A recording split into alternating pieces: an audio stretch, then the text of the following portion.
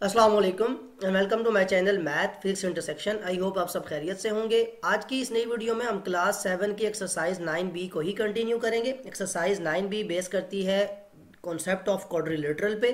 Quadrilateral एक ऐसी close figure है जिसमें हमारे पास 4 साइड्स होती हैं, 4 वर्टेक्स होते हैं और 4 इंटीरियर एंगल्स होते हैं। क्वाड्रिलेटरल के डिफरेंट टाइप्स हैं जिनके बारे में हम बहुत डिटेल में कॉन्सेप्ट की वीडियो के अंदर पढ़ चुके हैं। उन प्रॉपर्टीज़ के पता होने पे हमने क्वेश्चन 13 तक सॉल्व किए। अगर आपने वो वीडियो देखी हुई है, आपको कॉन्सेप्ट क्लियर है और प्रॉपर्टीज़ याद हैं डिफरेंट टाइप्स की, फिर तो आप आगे कंटिन्यू कर सकते हैं। अगर नहीं तो आई विल सजेस्ट कि पहले आप वो वीडियो देख लें फिर आगे कंटिन्यू करें। Question number 14, in a rhombus WXYZ, एक रोम्बस कह रहा है WXYZ उसका नाम है। अब क्योंकि फिगर दी नहीं है तो क्या करना है, सबसे पहले आपने स्केच बनाना है। तो अपने पास एक स्केच बना लें रोम्बस का। अब इस रोम्बस का फर्स्ट ऑफ ऑल जो आपने करना है, वो जो उसने नाम दिया हुआ है उसकी बेस पे उसके नाम लिख लें। That is WXYZ। अब आपने रोम्बस बना लिया, उसको अपने नाम भी दे दिए। अब नेक्स्ट आपके पास है कि आपको एंगल कहाँ दिया गया था। WXY is equal to 108। ये आपको गिवन इंफॉर्मेशन है कि ये एंगल है। अब रोम्बस के बारे में आपको बताना चाहिए कि 4 साइड्स इक्वल होती हैं। आपके पास पैरेलल जो लाइंस हैं उनके 2 पेयर्स होते हैं। This line is parallel to this and this double arrow line is parallel to this double arrow line. अब आपने क्या करना है, फाइंड दी एंगल्स। अब जो एंगल्स फाइंड करने हैं उनको ड्रॉ कर लें। First XZY that mean x से जेड पे जाने के लिए आपको क्या चाहिए, आपको एक लाइन ड्रॉ करनी है, यानी आपको यहाँ पे डायगोनल ज़रूरी है जो एक्स से जेड को मिलाए। अब इस डायगोनल की बेस पे एक्स, जेड और वाई, यहाँ जो आपको एंगल फाइंड करना है, ये आपका फर्स्ट अननोन है कि यहाँ पे एंगल कितना होगा। एक बात। फिर एक्स वाई जेड दूसरा एंगल बनता है। एक्स वाई जेड ये कंप्लीट एंगल आपको सेकंड पार्ट के अंदर चाहिए। फिर थर्ड पार्ट XWY का मतलब है यहाँ पे अगेन एक डायगोनल आएगा और W पे। तो पहले हम फर्स्ट 2 सॉल्व कर लेते हैं, फिर हम मूव करते हैं थर्ड की तरफ। तो सोल्यूशन ऑफ पार्ट 1 की तरफ आ जाएं। सबसे पहले जो आप सोल्यूशन लिखेंगे कि WXYZ आपके पास क्या है, एक रोम्बस। तो since WXYZ is a rhombus, that means जो हमारे पास ऑपोजिट एंगल है z और x पे, ये क्या होंगे, इक्वल। दैट मीन XZY जो z पे एंगल बनता है ये x पे बनने वाले एंगल के इक्वल है। और ये क्यों लिख रहे हैं हम, इज इक्वल टू 108 डिग्री। ये opposite angles of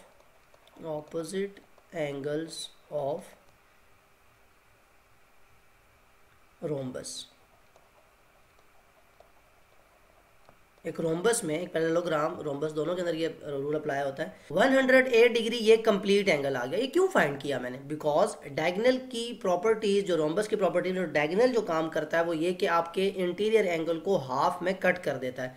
that mean ये जो डायगोनल है इस एक्स पे बनने वाले 108, और सिमिलरली जो यहाँ पे आपका एंगल बनेगा, मैं यहाँ बना के भी दिखा देता हूँ कि जो कंप्लीट एंगल है 108 उसको हाफ में कट कर रहा है। दैट मीन जो मेरा अननोन है XZY, मैं बड़ा सिंपली लिख लेता हूँ इस बात को कि नाउ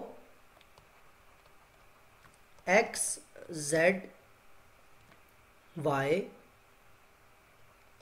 इज इक्वल टू, यानी XZY जो होगा ये XZW के इक्वल हो जाएगा। XZW ये दोनों इक्वल हो जाएंगे और दोनों को मैं कह लूँगा X, मतलब ये वाला एंगल भी स्मॉल x है, ये वाला एंगल भी स्मॉल x है। रीज़न क्या होगी कि डायगोनल जो है बाइसेक्ट इंटीरियर एंगल के। रोम्बस की प्रॉपर्टी हमने पढ़ी हुई थी, मैं शुरू में भी कॉन्सेप्ट की मैंने बात की कि आपको अगर आप प्रॉपर्टीज़ याद हैं फिर काम बहुत आसान है। कि डायगोनल की ये प्रॉपर्टी है कि वो एंगल को बाइसेक्ट कर देता है।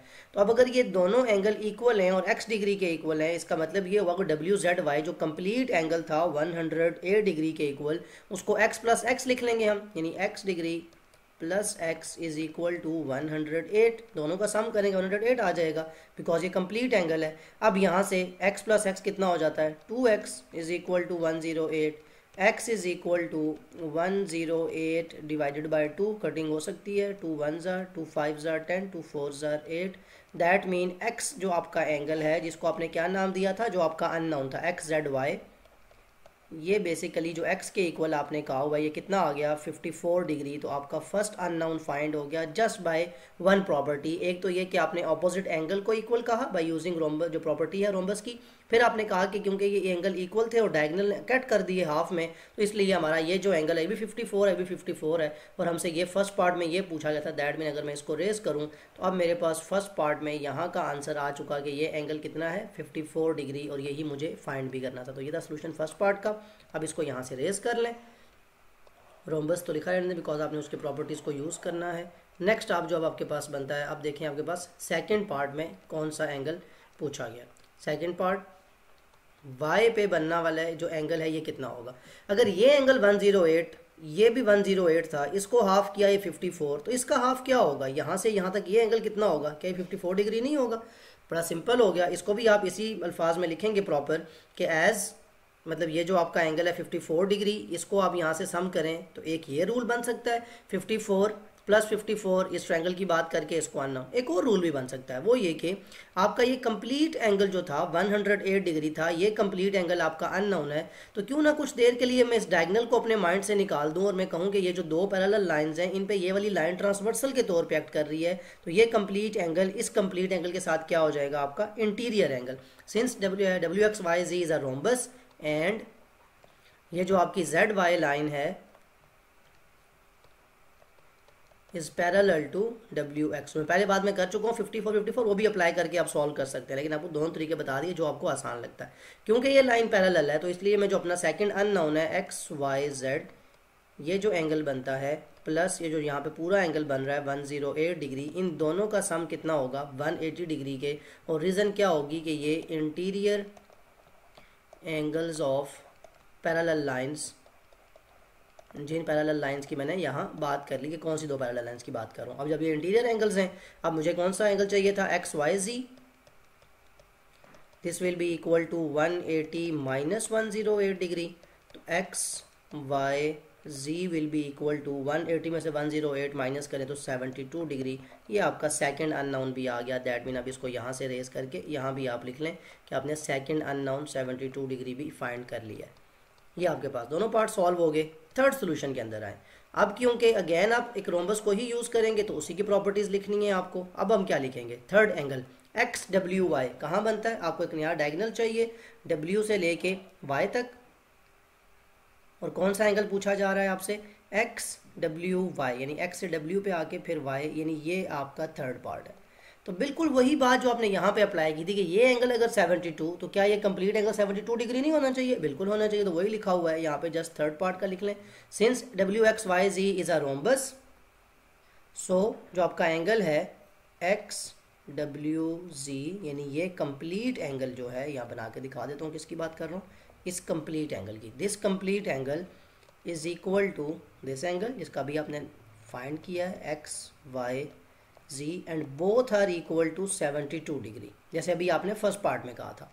वो इसकी रीज़न क्या है, opposite angles of a rhombus, कि एक रोम्बस में ऑपोजिट एंगल इक्वल होते हैं। इस बेस पे ये एंगल और ये एंगल 72 डिग्री हो गया। अब जो आपका अननोन है, सिंपल वही बात जो पहले आपने कही थी। नाउ ये जो मेरा हाफ एंगल बनता है जिसका नाम है XWY, this will be equal to जो W पे इस तरफ एंगल बनता है जिसका नाम बनता है ZWY, they both be equal to Y degree. पहले मैंने दोनों को X कह दिया था ना, यहाँ मैं इसको भी Y कह रहा हूँ, इसको भी Y कह रहा हूँ, दोनों Y के इक्वल होंगे। और दोनों Y के इक्वल क्यों होंगे, वही कॉन्सेप्ट फर्स्ट पार्ट वाला कि डायगोनल बाइसेक्ट इंटीरियर एंगल, कि रोम्बस की बात चल रही है और रोम्बस में डायगोनल जो है वो बाइसेक्ट कर देता है इंटीरियर एंगल को। अब जब दोनों एंगल Y के इक्वल हो गए तो Y plus Y equal to this complete angle 72 degree, जैसे आपने फर्स्ट पार्ट में किया था। यहाँ 2Y हो जाएगा equal to 72 degree. Y will be equal to 72/2, cutting हो सकती है, 2 3s are 6, 1 carry 12, 2 6s are 12। That mean Y का जो एंगल है, जो अननोन किसके इक्वल नाम रखा हुआ था आपने, XWY के इक्वल, ये एंगल कितना आ गया आपके पास 36 डिग्री, और यही आपने फाइंड करना था।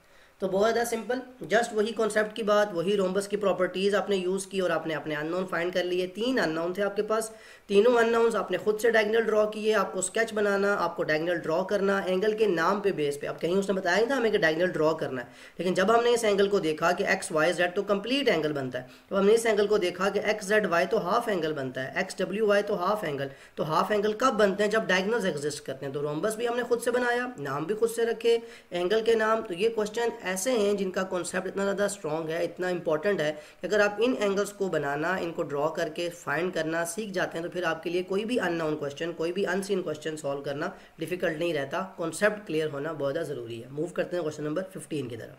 Question 15, in a trapezium A B C D, A B parallel to D C, A B is equal to A D. यानी एक तो ये दो लाइंस पैरेलल हैं सी डी, और यहाँ पे एक लाइन ए डी जो बनेगी वो आपस में इक्वल भी होगी। तो ट्रेपीजियम हमें बना के तो दिया नहीं गया, हमें खुद से स्केच बनाना है। दैट मीन ये आपकी फर्स्ट लाइन हो जाएगी जिसको हम कहेंगे डी सी, जो पैरेलल है। तो उसको नाम दे लें फर्स्ट ऑफ ऑल, ये सी पॉइंट है, ये डी। अब इसके अगेंस्ट हमको एक ऐसी लाइन ड्रॉ करनी है, यानी यहाँ से एक डी से लेके ए तक एक लाइन ड्रॉ करें। लेट सपोज अगर ये लाइन यहाँ तक आते हुए 4.6 सेंटीमीटर है।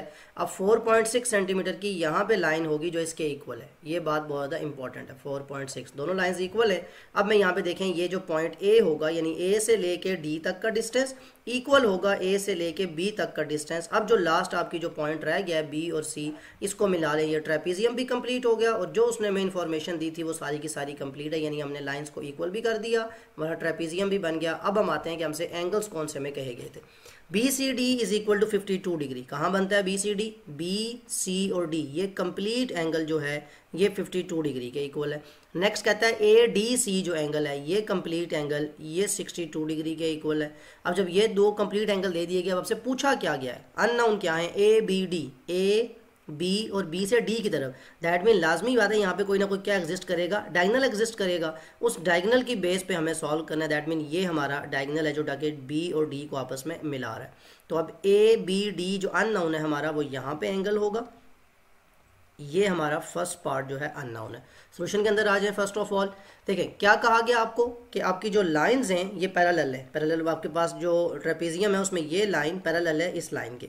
इस पैरेलल लाइन से आपको क्या मिल सकता है? आपको ये जो ये एंगल है ए पॉइंट वाला, ये आपको एंगल फाइंड करना है। ये अगर आपको फाइंड हो जाए तो फिर आप इसको ट्रायंगल मान लेंगे, बिकॉज ये अननोन आपको ये वाला एंगल तो चले हाफ को इसको करना आसान है, आप उसको बड़ा सिंपली फाइंड कर सकते हैं जो आप, क्योंकि आपकी ये लाइंस इक्वल हैं। ये एंगल कैसे फाइंड करेंगे? This line is parallel to this. That mean ये जो बीच में लाइन है ये ट्रांसवर्सल के तौर पे एक्ट करती है।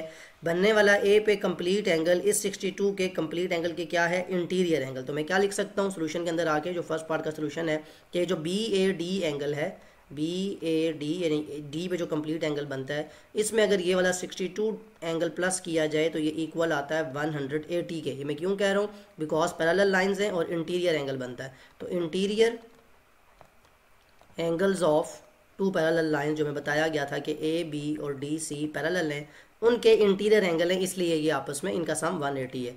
तो बी ए डी जो ए पे मैं बात कर रहा हूँ ये कैसे आ जाएगा? 180 में से 62 डिग्री माइनस करके। That means B A D जो आपका अननोन है 180 में से 62 डिग्री माइनस किया तो कितना एंगल आ गया? 118। अब आपने ये एंगल फाइंड कर लिया 118। नाउ मूव टू दिस कि अब आपके पास ये जो आपके पास एक ट्रायंगल ड्रॉ हुई थी, इसको मैं रफ सा ड्रॉ कर रहा हूँ कि ए से लेके बी तक, सिमिलरली ए से लेके डी तक और डी से लेके यहाँ तक एक लाइन मिलती है। और इम्पॉर्टेंट बात यह है कि ये ए से बी जो है ये लाइन ये इक्वल है ए से डी के। तो ये कौन सी ट्रायंगल बन जाएगी जिसमें दो साइड्स इक्वल होती हैं? Isosceles triangle. दैट मीन यहाँ जो एंगल बनेगा और यहाँ जो एंगल बनेगा ये इक्वल होने चाहिए, इनको एक्स कहना है हमने। तो दैट मीन ये तो हमने 118 फाइंड कर लिया ना, ए वाला कंप्लीट एंगल। तो अब हमारा काम बहुत ज़्यादा ईजी हो गया है। अब हमें जस्ट क्या करना है कि since two lines are equal, ये जो हमें गिवन दिया गया था कि since A B is equal to A D, ये लिखा हुआ है गिवन के अंदर। अगर ये गिवन है देन जो हमारे एंगल बनते हैं इन पॉइंट्स पे ए बी डी जो कि हमारा अननोन है, first unknown, is equal to जो यहाँ डी पे एंगल बनता है जिसका नाम बनेगा ए डी बी, ये दोनों इक्वल हैं एक्स डिग्री के। और ऐसा क्यों है? बिकॉज ये बेस एंगल्स बनते हैं। इसके रीज़न मैं यहाँ लिख रहा हूँ, base angles of isosceles triangle. कौन सी? A D B. ट्रायंगल का नाम भी लिख ताकि आपको वो कॉन्सेप्ट क्लियर रहे कि ये बेस एंगल है किस ट्रायंगल के? ये इस ट्रायंगल के बेस एंगल्स बनते हैं। Now x plus 118 degree is equal to 118 अभी आपने ये फाइंड किया था एंगल ये वाला, ठीक है। अब आपके पास यहाँ से x प्लस एक्स कितना हो जाएगा, 2x is equal to 180 minus 118। This implies 2x is equal to 180 में से 118 कर दें minus, this will give you 180 minus 118 62 degree. अब ये 2 यहाँ पे क्या हो रहा था, x के साथ मल्टीप्लाई, वहाँ से क्या हो जाएगा डिवाइड, तो 62 divided by 2 is equal to 31। तो आपका जो अननोन है दिस इम्प्लाइज डिवीजन करने के बाद यानी 2 यहाँ पे आके डिवाइड हुआ तो x जो है जो कि इक्वल था आपके पहले अननोन के जो है ABD, ये इक्वल आ गया 31 डिग्री के। ये आपका पहला आंसर है। यानी आप इस ट्रायंगल को अब अगर रेस कर दें, कॉन्सेप्ट क्लियर है, तो आपको अपना प्रॉपर सोल्यूशन मिल जाएगा कि जो आपका एक्स एंगल था जो कि अननोन था ABD जिसको आपने कहा हुआ था, ये कितने के इक्वल आ गई, इसकी वैल्यू 31 डिग्री के।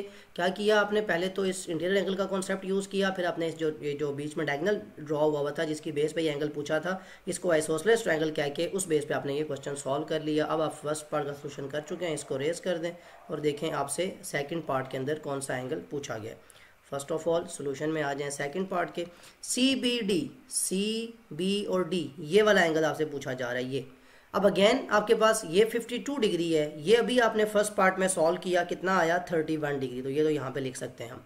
अगर मैं इस एंगल को अपना अननोन y कह लूँ तो y प्लस 31 यानी इसकी वैल्यू आपने फाइंड कर ली, जो आप सॉल्व कर चुके हैं, इसको मैं यहाँ पे लिख रहा हूँ कि ये जो आपका एंगल है ये अभी आपने फाइंड किया कि ये 31 डिग्री है। तो y प्लस 31 ये कंप्लीट एंगल, क्या इस कंप्लीट एंगल के इंटीरियर एंगल नहीं बनता, मतलब एक लाइन ये है D से लेके C तक, एक लाइन है A से लेके B तक, इस पे एक तीसरी लाइन आ रही है यहाँ से जो ट्रांसवर्सल का काम करेगी, तो यहाँ वाला एंगल इस वाले कंप्लीट एंगल के क्या होगा इंटीरियर, ये है 52 और ये कितना बन जाएगा y प्लस 31। और y कौन है मेरा, ये अननोन CBD, इसको मैं y कह रहा हूँ।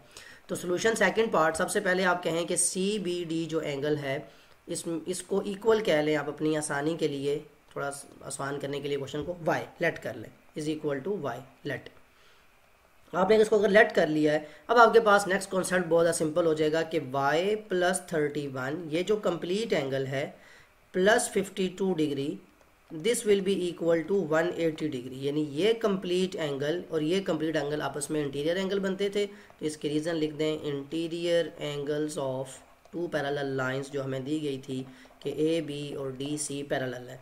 अगेन आपके पास यहाँ से ये y की जो वैल्यू है ये कैसे आएगी कि 180 से जाके ये 52 और ये जो 31 का एंगल है ये माइनस कर देंगे, y will be equal to 180 minus 52, 180 minus 52 128, 128 minus 31 will gives you 97। अब y किसको कहा था आपने शुरू में, अपने अननोन को, सेकंड अननोन। सो CBD जो कि y के इक्वल है उसकी वैल्यू भी कितनी आ जाएगी 97 डिग्री, और यही आपका अननोन था। ये मैंने y खुद से रखा, अगर आपको लगता है तो आप इसको CBD अपने अननोन का नाम रख के ही चला सकते हैं। मैं तो जस्ट आपको कि बार बार लिखने के बजाय आप y सिंपली लिख लें, थोड़ा आपका काम आसान हो जाएगा। सो ये था क्वेश्चन नंबर 15, ट्रेपीजियम खुद से ड्रॉ की, खुद से डायगोनल बनाया। अगेन कॉन्सेप्ट इंपॉर्टेंट है, अगर आपको स्केच बनाना, आपको क्वेश्चन को मेंटेन करना आता है तो फिर आपके लिए सॉल्व करना डिफिकल्ट नहीं है। मूव करते हैं क्वेश्चन नंबर 16 की तरफ। Question number 16, in a kite PQRS, PQ is equal to QR, PS is equal to RS, angle QPR is equal to 42 and PSR is equal to 64। अब यहाँ भी हमें खुद से एक स्केच ड्रॉ करना है काइट का, जिसका नाम होना चाहिए PQRS। एक रैंडम से यहाँ पे एक स्केच अपने पास ड्रॉ कर लें, ये PQ है और लेट सपोज ये आपके पास QR है। सिमिलरली यहाँ से एक लाइन नीचे की तरफ ड्रॉ कर लें जो कि आपकी काइट को कंप्लीट करती है। ये एक सिंपल सा आपका काइट का स्केच है। अब इनके नाम रख लें, लेट सपोज ये P है, ये Q है और ये R और ये S है। अब आपको क्या करना है, PQRS जो तीन आपने एंगल, अब यहाँ पे जो गिवन साइड्स दी गई थी कि PQ जो साइड है ये इक्वल है QR के, और जो PS साइड है ये वाली ये इक्वल है RS इस डबल साइड के। नाउ QPR जो एंगल है, QPR का मतलब है यहाँ बीच में क्या होगा, एक डायगोनल एग्जिस्ट करेगा, तो QPR this angle is equal to 42 degree and PSR ये जो कंप्लीट एंगल है आपका ये है 64 डिग्री के। ये आपको दो एंगल्स दे दिए गए। कंप्लीट काइट का आपने स्केच भी बना लिया। मैंने स्केच काइट का थोड़ा रफ सा बनाया इसलिए कि यहाँ पे काइट की डायग्राम नहीं है, मैंने शुरू में कॉन्सेप्ट में ये बात आपको बताई थी। अब आपसे क्या पूछा जा रहा है ये सारी फिगर ड्रॉ करने के बाद कि फर्स्ट PRS एंगल, PR और S ये जो डाउनवर्ड यहाँ पे एंगल बनता है, एक तो ये एंगल बताएं क्या है फर्स्ट पार्ट में। तो फर्स्ट ऑफ ऑल सोल्यूशन में आ जाते हैं फर्स्ट पार्ट के, इसी को सॉल्व कर लेते लेते हैं और देखते हैं कि हमें किस तरह से इसको अप्लाई करना है। बड़ा सिंपल है, आपने इससे पहले काइट्स को सॉल्व किया है कि आपको ये साइड अगर इस साइड के इक्वल दी गई है, सिंस ये जो साइड है P से लेके S तक ये इक्वल है RS के, अगर ये इक्वल है दैट मीन ये जो ट्राइंगल बनती है ये कौन सी ट्राइंगल बन जाएगी, आइसोसेलेस ट्राइंगल। देन ये जो एंगल बन रहे हैं RPS यानी जो P पे एंगल बन रहा है इस जगह पे ये इक्वल है ये जो यहाँ पे R पे बन रहा है जिसका नाम है PRS। इन दोनों को हम कह देते हैं कि ये x डिग्री के इक्वल है। दैट मीन ये वाला एंगल और ये वाला, इन दोनों को x कह दिया बिकॉज ये इक्वल है। और ये हमने क्यों कहा कि ये बेस एंगल्स बन जाते हैं, इनको लिख भी लें, base angles of isosceles triangle. और जब आपने ये बात कह दी, अब सिंपली आपके पास क्या होगा कि ये जो तीनों एंगल्स हैं आपके पास x degree plus x plus this 64, इन तीनों का सम कितना होगा 180। रीज़न एंगल सम ऑफ किस ट्रायंगल की बात कर रहा हूँ, PSR जो ट्रायंगल है इसकी बात कर रहा हूँ कि इसमें यह आइसोसेलेस ट्रायंगल बनती है। 2x is equal to 180 minus 64, 2x is equal to 180 में 64 माइनस करें आ जाता है 116। ये 2 यहाँ पे हो रहा था मल्टीप्लाई वाले की क्या हो जाएगा डिवाइड, कटिंग हो सकती है, 2 5 10, 1 कैरी 2 8 16। दिस इम्प्लाइज ये जिसको आपने x कहा हुआ था वो आपका फर्स्ट अननोन था PRS, इसकी वैल्यू आपके पास आ गई है 58 डिग्री। सो ये आपका फर्स्ट अननोन फाइंड हो गया। बहुत ज़्यादा सिंपल। अब अगर आपके पास ये अननोन फाइंड हो चुका है तो सिमिलरली आप इसी चीज़ को यूज़ करते हुए एक तो इसको आप रेस कर लें क्योंकि आपने angle sum of triangle he use करना है और यहाँ से सिर्फ साइड चेंज होंगी और एंगल्स के नाम चेंज होंगे। सोल्यूशन ऑफ सेकेंड पार्ट देखें, सिंस अब आपको कौन सी दो साइड गिवन थी, ये PR और QR ये लिखा हुआ है। Since PQ is equal to QR, then अब जो यहाँ पे जो एंगल बनेगा ये 42, तो ऑटोमेटिकली ये कौन सा एंगल हो जाएगा अब यहाँ पे 42 डिग्री। और अननोन आपका कौन है, यहाँ पे ये वाला एंगल अननोन है। तो आप लिखेंगे कि since PQ is equal to QR, then QPR जो एंगल है, QPR ये जो एंगल है ये इक्वल है जो यहाँ एंगल बन रहा है R पे जिसका नाम बनता है QRP, they both are equal to 42 degree. Reason base angles of isosceles triangle. अब यहाँ ट्रायंगल किसकी बात हो रही है, ट्रायंगल PSR के बजाय PQR की, यहाँ पे नाम भी चेंज कर लें। सो अब आप इन जब एंगल को ऐड करेंगे जो आपका अननोन है PQR जो टॉप पे बनता है Q पॉइंट पे, इसमें ये जब 42 प्लस 42 ये सारे एंगल ऐड करेंगे तो ये बन जाएगा 180 और angle sum of triangle PQR वही मैंने कॉन्सेप्ट पहले लिख भी दिया। अब आपने क्या फाइंड करना है, PQR आपका अननोन है, this will be equal to 180 minus 42 minus 42, 180 में से 40 और 40 80, दैट मीन्स आपने 80 माइनस किया 100, 100 में से 2 और 2 4, दैट मीन आपके पास एंगल आ जाएगा 96 डिग्री। सो ये आपका सेकंड अननोन है, इसकी वैल्यू आ गई 96 डिग्री। और एक्स पार्ट तो आप पहले ही सॉल्व कर चुके हैं जिसकी वैल्यू आई थी 58 डिग्री। तो दैट मीन इस काइट के अंदर जो दो आपसे एंगल अननोन मांगे गए थे वो दोनों आपने फाइंड कर लिए। यहाँ एक्सरसाइज कंप्लीट हो गई है। बहुत डिटेल में एक्सरसाइज को सॉल्व किया। कुछ लास्ट क्वेश्चन जो थे मैंने अलग से इसलिए सॉल्व किए कि यहाँ पे आपको खुद से स्केच बनाना है, खुद से फिगर को देखना है कि कहाँ इक्वल साइड्स दी गई हैं, किस कॉन्सेप्ट को कैसे यूज़ करना है, प्रॉपर्टीज़ भी यूज़ हो रही हैं, आइसोसेलेस ट्रायंगल भी यूज़ हो रही है, यानी सारा कॉन्सेप्ट क्लियर होना यहाँ तक ज़रूरी है। अदर देन दैट ना तो आप स्केच बना पाएंगे, ना वो आपको कॉन्सेप्ट पता होगा डायगोनल का, और सबसे इंपॉर्टेंट के जो एंगल बनते हैं ये बनते कहाँ हैं। लेट्स सपोज अगर मैं PRS की बात करता हूँ, अब PR तो कोई लाइन थी ही नहीं काइट के अंदर, तो वो डायगोनल का कॉन्सेप्ट पता होना कि लाइन वहाँ पे लगानी है आपने, ये सारी बातें बहुत ज़्यादा ज़रूरी हैं। कॉन्सेप्ट पे बार बार फोकस एक ही बात पे मेरा रहता है कि क्वेश्चन को डिटेल में समझाने का रीज़न यही है कि आपके पास जब अनसीन क्वेश्चन आए कोई एग्जाम्स के अंदर तो आप उनको सॉल्व कर सकें। कोई ऐसी बात जो मुश्किल लगी हो, कोई क्वेश्चन जो पूछना हो कमेंट में ज़रूर मेंशन कर सकते हैं। Other than that take care of yourself. अल्लाह हाफ़िज़।